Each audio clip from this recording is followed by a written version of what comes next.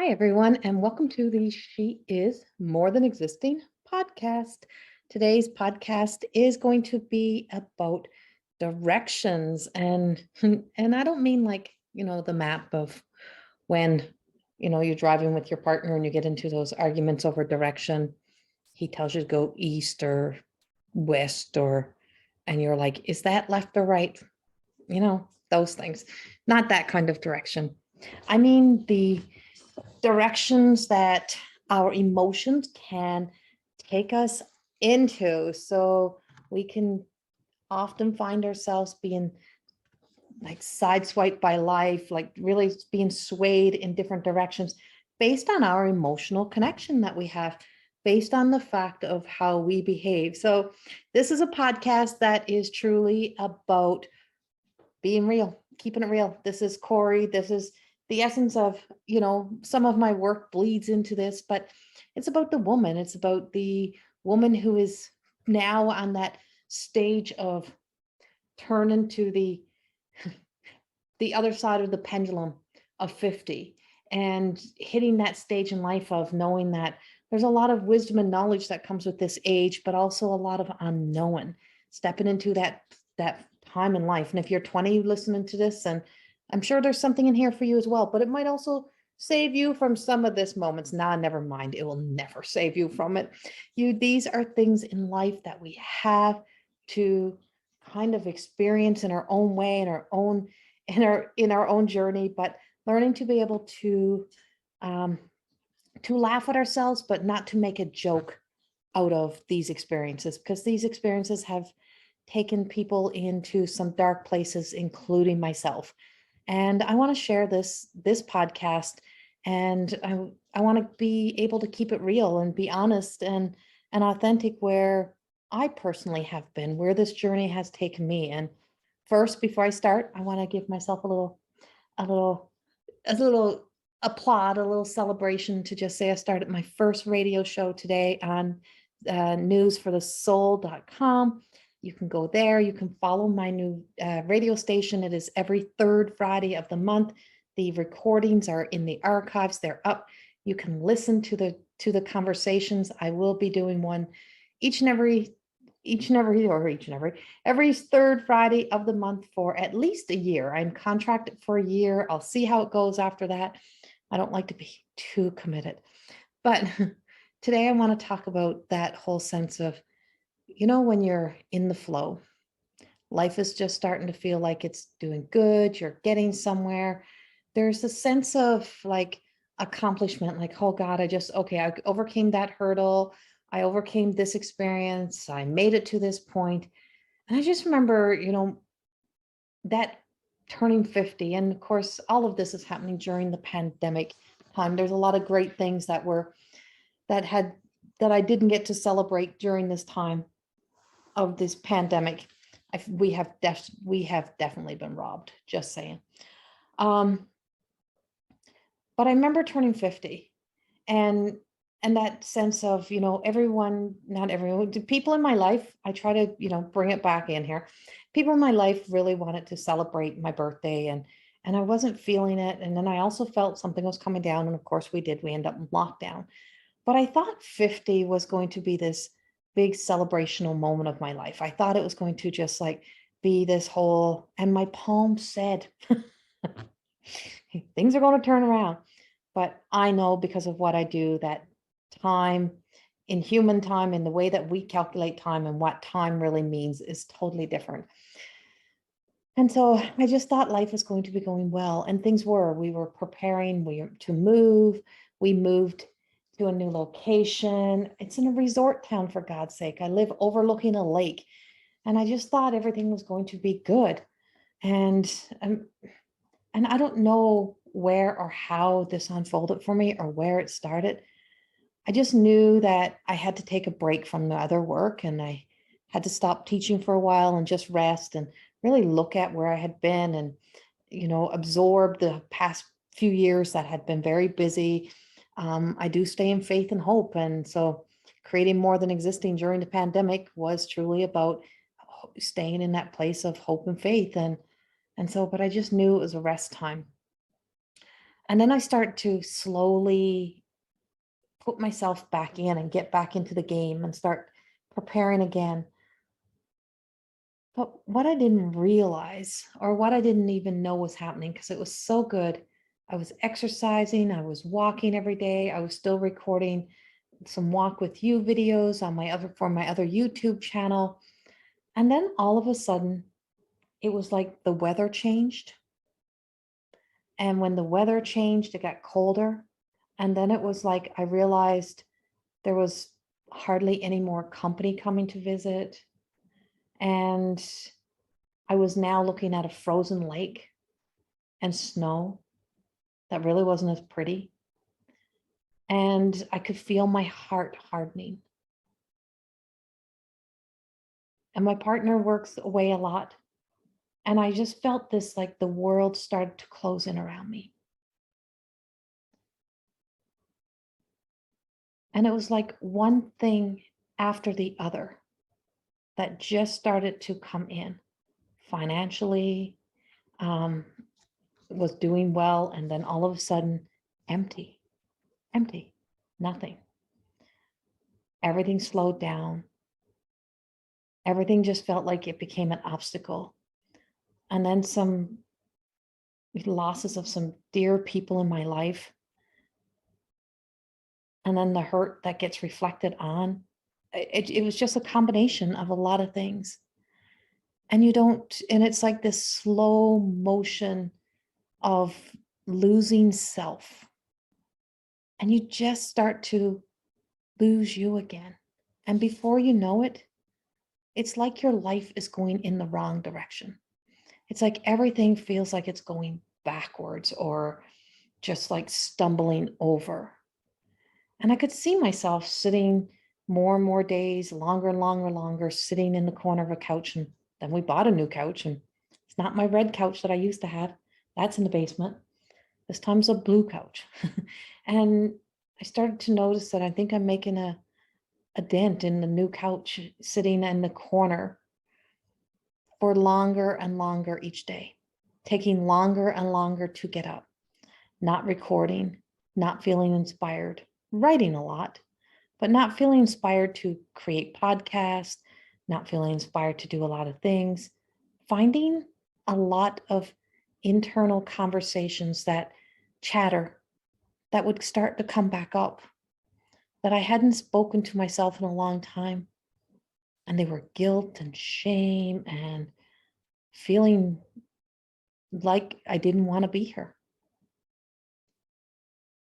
And I realized that somewhere along the line, I took a wrong turn. Somewhere along the line, something was sideswiping me again. Something was either telling me the life I was living wasn't for me and that I didn't fit into this role or where I was, fit into this life. Or there was hormones, or there was something else. But nothing was looking like the life I thought I was going to live at 50 at all. All of a sudden, all of the hard work that I had done, all the exercising, I had a major surgery a few years ago, 4 years ago, actually now. And all of a sudden I'm gaining weight. Weight is going on. I'm in the corner of that couch. And I remember a few weeks ago, I wrote this statement in one of my journals. I'm like, I am so fucking sick of looking at me. I'm sick of me. I'm sick of the me I'm looking at. I'm sick of this woman sitting on the couch. Who is this woman? And why is she sitting here? And why is she in my space? And why is it that I can show up in the world and be everything that I need to be for my work, but in the quiet of my own home, in this own space, when I'm only with me and alone, why am I so fucking unhappy? And it was as if in that moment, that depressed woman sitting in the corner couch said, finally, you see me. Finally, you see me. And it was like a light went off. It was like this bleep of just like, you couldn't see me before? And had to really sit with this and look in. And I'm sharing this because I want you to know that if you're there or you have those moments, they happen to us all.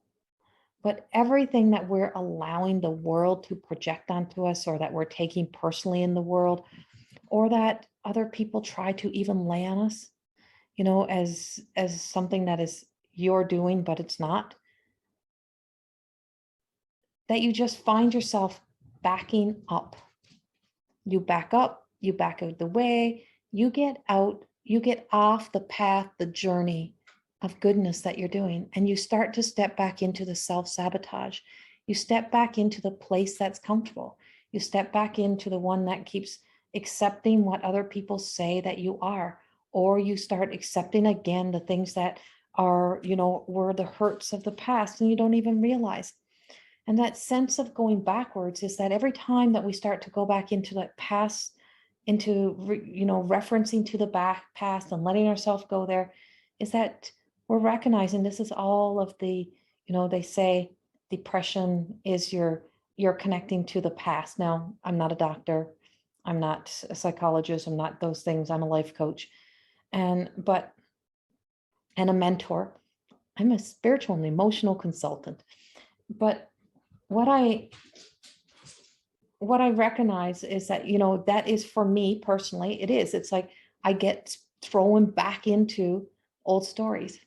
And then that whole anxiety is, worrying about too much about what hasn't happened, too much ahead of yourself. And this one on the couch really truly was that version of me that spent a lot of years in an unhappy home, in an unhappy place within herself, sitting in a corner of a couch, ignoring and neglecting herself and the life. And for some reason, I was back in that energy. I was there. And I'm like, how did I get here? How did I get here? And it was actually my own sister-in-law who came to visit and just said to me one day, what is wrong with you? And she heard me utter these words as I stood to a cupboard, as I stood by my cupboard, as something was lashed at me. And I just said, I won't fucking be here. And I think it even shocked myself, but it shocked everyone else. And I'm like, if that unfolds, like if anything happens that way, if I have to go through one more struggle, one more down, I will not be here. And instantly the conversation turned to, I've never met anyone in my life that is as hard on themselves as you are. You are so hard on yourself. You do everything and you are so kind. You're so good to people. And this is what happens to you. You do this to yourself. And I'm like, true. And I'm like, but I think we all do. But when somebody else calls us up and out, we realize how far off of track, how far back in an old direction we have gone. And so this woman that was sitting in the corner of my couch, AKA Corey, in a robe, in her writing robe that I should have burned a long time ago, really, truly just, I'm like, I am so sick of you. And not in a way of hating on myself, but allowing what we allow to take us away from ourselves, that we forget to show ourselves mercy, to honor and take action steps into that place of grace, into that personal authority, into that, that true self. So I wasn't any longer sitting with myself in deep meditation and doing my writings from a place of inspiration. I wasn't being my own guru. I wasn't being my own inspiration. I was somehow sitting in sorrow. And I just was empty. I had nothing left to give. And do you know how we get there? It's because we give our all and we do our all. And we forget to include ourselves in that all. So when I moved, I came to this place, all of this was supposed to be about me in a lot of ways.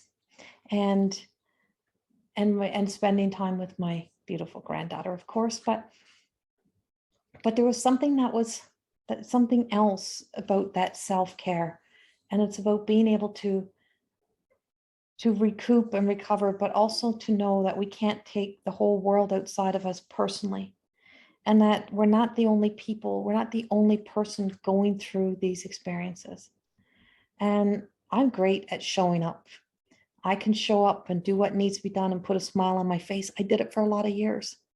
And here I was back doing it again. And when I called my own self up and out, I then also pulled back from a lot of other things that I was doing, but I also called myself up to just say to people, you know what? I'm not okay. I am not okay. I will be, but I'm not okay. And I do have another birthday coming up. I'm almost 51 now. I'm like, but I'm not going to put myself in that place of place and expectation on myself on what 51 should look like. I don't know what the world has, but I will, and I have turned in a new direction. I've corrected the course, and I've put the focus back on what was important. And that is the me of today, not the versions of self. I had to see me. I had to see me with such love, because I spent so long in the healing process and doing the healing work and doing all the work that you need to do to step up and out and be present and to be the leader that I needed to be. But somewhere along that line, I left somebody behind. I left me behind.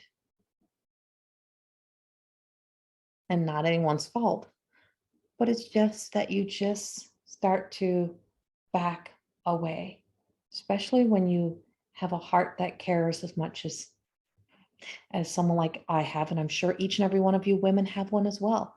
I'm not special. It's not that I'm somebody special. This is my story, and I tell these stories because, in hopes that somebody is sitting home in the corner of their couch, feeling the same way, and feeling like that they have nowhere to turn and they cannot connect to anybody, or being kind of shaming themselves further into that couch. The world shames us enough. The world builds your reputation. The world will believe whatever stories it wants to believe about who and what you are. And that's theirs. That's whatever whatever anger they got going on inside of them. That's not yours.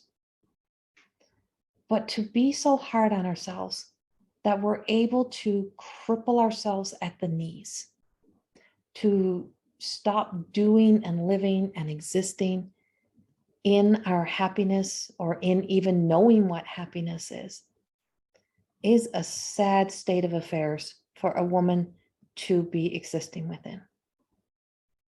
More Than Existing was created from that point, was from there when I was done. I was done just existing.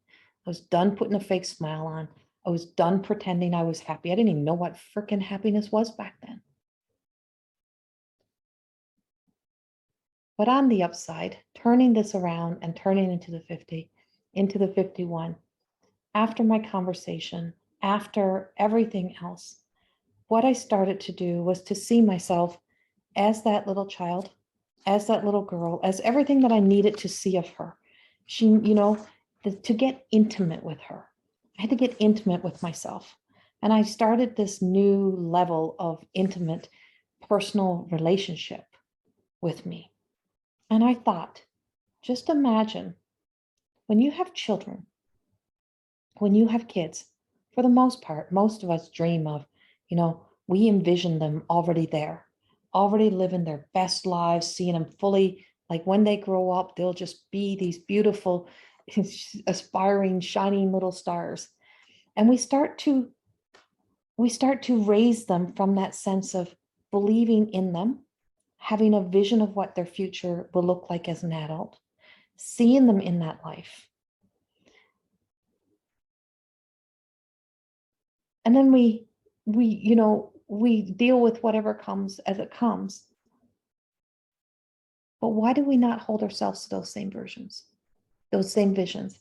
Why is it that we constantly don't allow ourselves to evolve, to grow, and accept the versions of us, and to also then see ourselves, growing and evolving, and see it as we are becoming the future version. We're becoming the future. We're becoming the future of love, of light, of happiness, of whatever that is. Why is it we stop seeing ourselves grow with excitement? Why is it we stop thinking that we should be, still having the imaginary creation of this world that we want to exist within? Why do we stop dreaming? Why do we stop believing in ourselves? Why do we lose faith? Why do we keep backtracking, replaying the reels? Why do we hold on to things that we should have let go of a long time ago? The big reason why we fall out of that direction, fall off our path, is we stop believing. If we believed truly in us, if we believed in all of this, I mean, like, believe till there's no, you squeezing out every drop of it, is that we don't believe in us. We have that doubt. We have those fears. We have those things that creep in, that leave us always falling away from us. And it's our personal responsibility, not anyone else's, as an adult, for us to care for our health, for us to care enough to want to care enough to want to make the changes, to care enough. But we are conditioned to not to care about us, and to take on the roles that our role is to make everyone else a priority, or to put ourselves on the back burner, to forget ourselves. But that's so far from the truth. And I see generations that are, really getting this, but it's so conditioned into us. Because even the generations that are, saying, I get this, I'm making myself priority, I'm doing this. But are you really, when 6, 7 hours a day is still into social media? When 6, 7 hours a day is looking at your phone, the isms, being caught up in the isms of life, whether it's work, whether it's, creating constant content to make sure you're popular, to constantly trying to keep up to society's demands. All of that, it's not an enrichment of the soul. It's enrichment of the material world.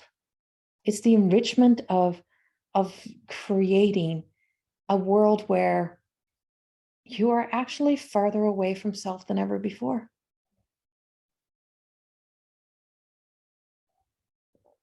And then we find ourselves lost in that.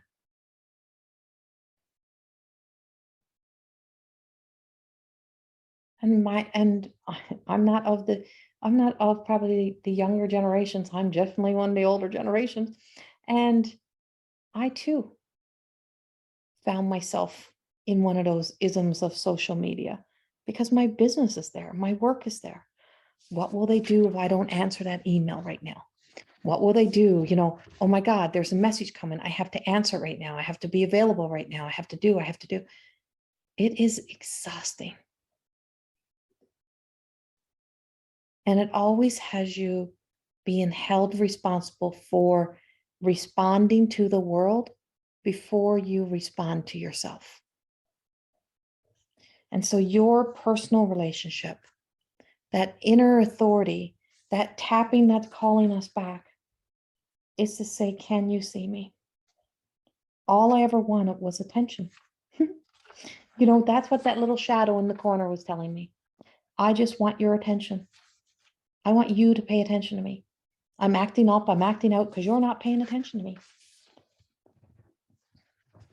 You're allowing emotional connections to the past to keep you in the go drive, workaholic, be present for the world.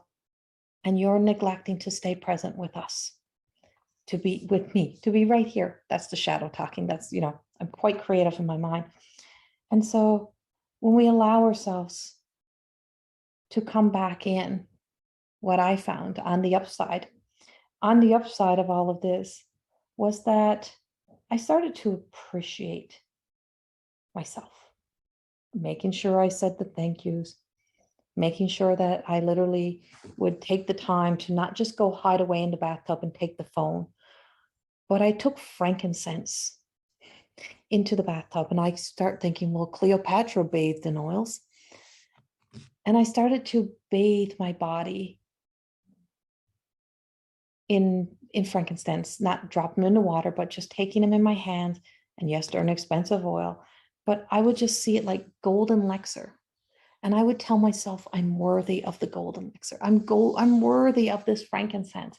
And I would wash my face in it. I would put it on my face. I would put on the mask and the little jelly pads.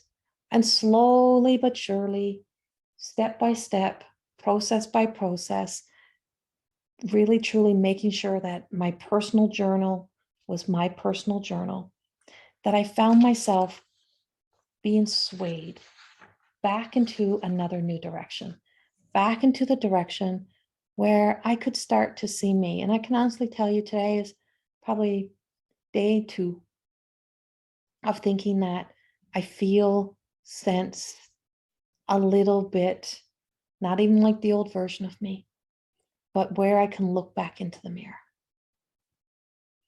and not look in and go, God, what happened to you in the past year? Where did you go in the past 6 months? I wasn't even recognizing the woman in the mirror anymore. I wouldn't be that hard on anyone else. And so recording these and being honest and authentic with these, I can tell you that, this is my alchemy. This is me mastering my personal life. This is me knowing that this moment the last moment like this lasted like, I don't know, 10 years. So I'm thinking 6 months is, 6 months is not near as bad as 10 years.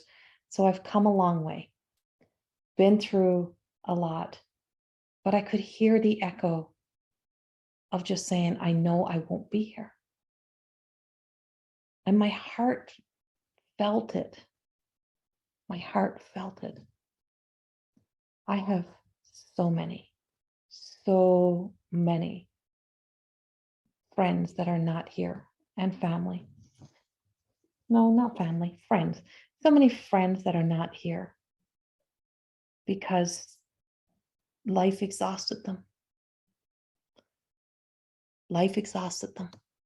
And my why is truly to be that, to be that guide of that woman who's taken the more than existing journey and rode through the obstacles and stayed on the faith train and said, I'll never tell anyone it is easy, but I can tell you it is worth it. You are worth fighting for. You are worth the investment. You are worth putting the freaking work into. Let go of regrets. Let go of letting yourself, the past is gone. There's no getting it back. There's the shoulda, coulda, wouldas will never save, will never take you back to a moment and be able to change them. But what we learn about ourselves and how we show up and how we become in this present moment really truly is how we start to live in awe and in our own presence with joy in our hearts. but with an anticipation of the future, because we start to feel that feeling. And then we want more of that feeling. We want to feel more of that. I want to feel more of that light that I feel when I'm channeling God. I want to feel more of that light that I feel when I'm in a healing circle and I'm speaking the messages from the guardians. When I'm in that Christ-like light, when I'm in that space, in that zone with the angels, with amazing women, with even amazing men, with people, and it's such an intimate place to be in the presence of that beautiful God consciousness. I want more of that. And I want to feel that sense of being in that intimate relationship in my future. And so for me, I've made some really tough and scary choices and decisions. And I just said, as long as I keep doing what I'm doing in all the ways that I am, I feel as if I will always be negotiating me as the one to be sacrificed in time, because I'm not strong enough yet to say those kinds of no's. So correcting our course is not about condemning ourselves to, hard labor or saying, okay, I got to make all these goals and intentions, and now I have to start being hard on myself, and I got to tell myself every day that I'm this and you did this to yourself. Now it's your job to fix it. No, it's actually about me being gentler to myself, kinder. And I wrote this out after reading something on one of my cards that I had pulled. And I just wrote a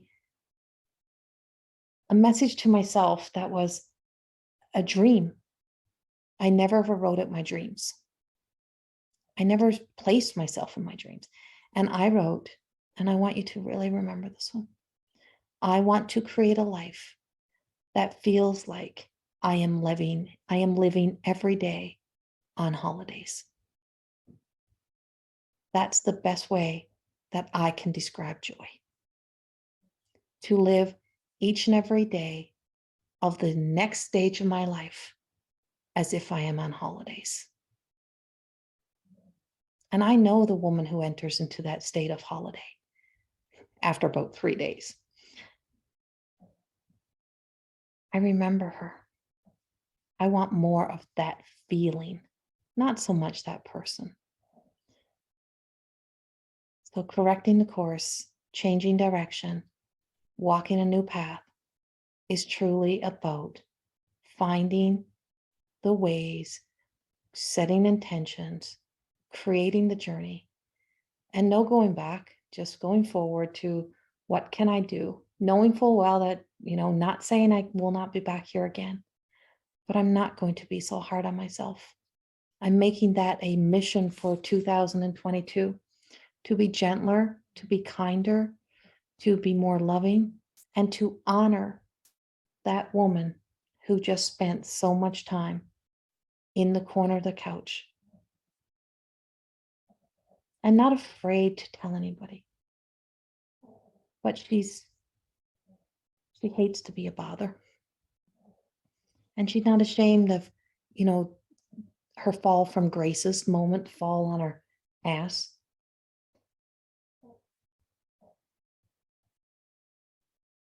But she just forgets about herself so much sometimes. And she's reaching out for something that nobody else can sometimes give her. And so the intimacy, the love, the kindness, it's now about remembering what I feel like when I'm in my glory, when I'm in that glorious moment of being present with the guides, the angels, when I'm channeling and just being there. That feeling is this unconditioned love, no judgment, no demands, no nothing. We're just there. It's beautiful. And that's the feeling that I'm putting forward. And so with a heart filled with hope, and I stayed on faith train the whole way. I knew things, I just trusted in things getting better. I've just now taken that step and stepping up and in here again tonight. Second podcast, 2 weeks in a row, where I'm going to start trying to discover ways to get to that life means some consistency in my world and creating consistency and being present with the consistency for me and releasing those old patterns, freeing myself, because on the other side of 50 is a whole nother life.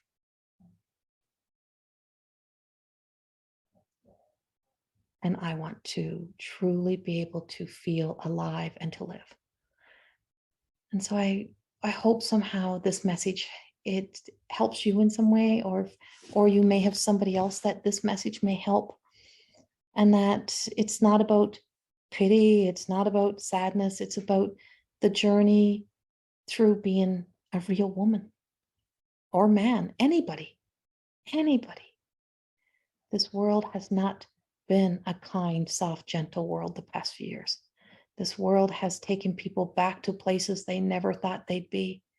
So many people have lost their way because we've lost hope.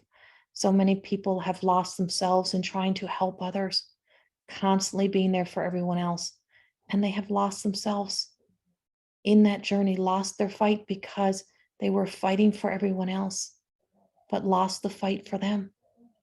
We have to remember to place ourselves at the table, place ourselves on the priority list, place ourselves on the front burner, place ourselves as a priority in our own lives. Because not just because other people, depend on us, but because there's a lot of people in the world who love us. And those people want us to be here. And those people, we never, there is no day that's guaranteed. But if I get the opportunity to wake up tomorrow, I damn well want to try to make it the best that I can. And I hope you as well. Thank you from the bottom of my heart for all of your love, support, for being there, for listening to these podcasts, and for sharing them out, and for also showing up for you. I always say, always remember the person that you are at the end. Always stay till the end. There's always usually something great at the end. Make sure you stay till the end, because at the end is where you truly can see the beautiful, powerful you and the light that guides us home to the light, to the life that we truly are here to live. A divine life, a beautiful life, and it's ours to create. Much love. Thank you for joining this She Is More Than Existing podcast. And you can check out this podcast station. You can check out my radio show on newsforthesoulradio.com. You can check out my Facebook page, Corey Thorne, the spiritual teacher, and also the More Than Existing Academy of Higher Consciousness, where you can register for free, do many of the meditations, many programs. I have just started the new More Than Existing level 1, broken down this time. I think it comes up as values and identities, and also have starting next Sunday, spiritual detox and reset. I always say, I never plan on these times that these get launched, and they always come at just the right time. So this is in a reset for me. I don't know this woman who I'm sitting with today. I'm getting to know her. I'm building a relationship with her. And you can also check out my other YouTube channel, Corey Thorne, Psychic Medium, I think it comes up as, or Corey Thorne More Than Existing. But it is my other YouTube channel. It should be in the link below as well. And my website, CoreyThorne.com. Much, much love. Thank you from the bottom of my heart. I appreciate each and every one of you, and you are worth fighting for. Much love. Bye-bye.